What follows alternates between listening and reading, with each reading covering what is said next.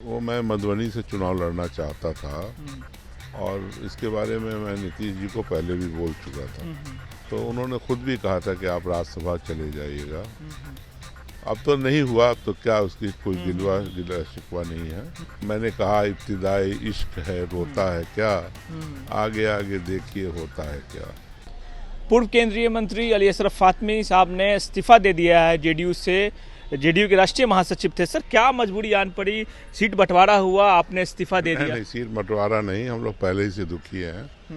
देखिए, ये जो सरकार चल रही थी बिहार में महागठबंधन की या इंडिया गठबंधन, जिसका नाम खुद नीतीश कुमार जी ने दिया था, तो ये बहुत अच्छी थी। एक तरफ तो उनका जो डेवलपमेंट का न्याय के साथ विकास का मामला चल ही रहा था, लेकिन तेजस्वी एज ए डिप्टी सीएम उनको ज्वाइन किया और विकास प्लस नौजवानों के लिए रोजगार, नौकरी का भी इंतज़ाम हुआ। लाखों नौजवान को नौकरी मिली और सरकार की बड़ी गांव घर में चले जाइए, आज भी लोग कहते हैं कि तेजस्वी ने अच्छा काम किया।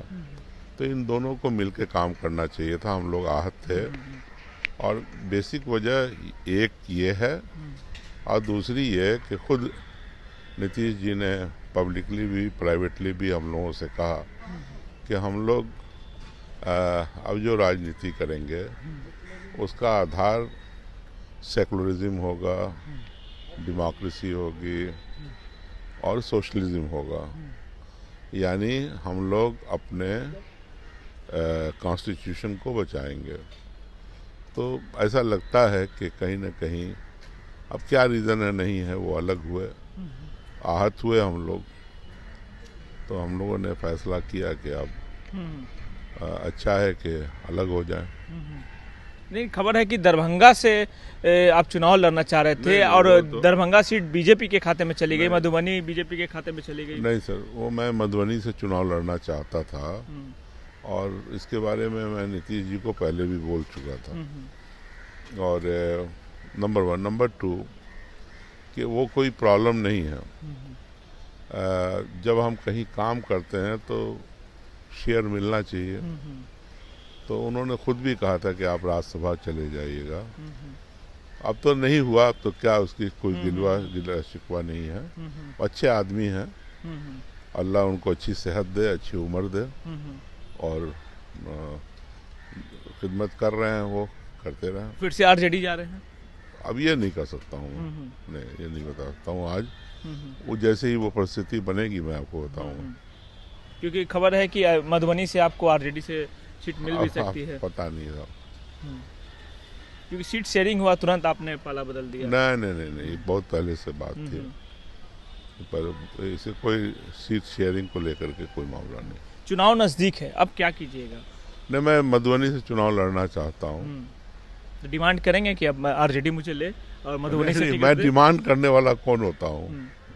मैं डिमांड करने वाला। तो कैसे लड़िएगा चुनाव, कैसे लड़िएगा? अब देखते हैं ना क्या होता है, आगे देखिए। महागठबंधन पे उम्मीद है आपको? आगे देखिए होता है क्या। इब्तिदाई इश्क है, रोता है। आपकी मुस्कुराहट तो महागठबंधन की ओर इशारा कर रही है। कोई नहीं, ऐसा कुछ, क्योंकि कोई ऑप्शन भी तो अब नहीं रहा एनडीए से निकलने के बाद।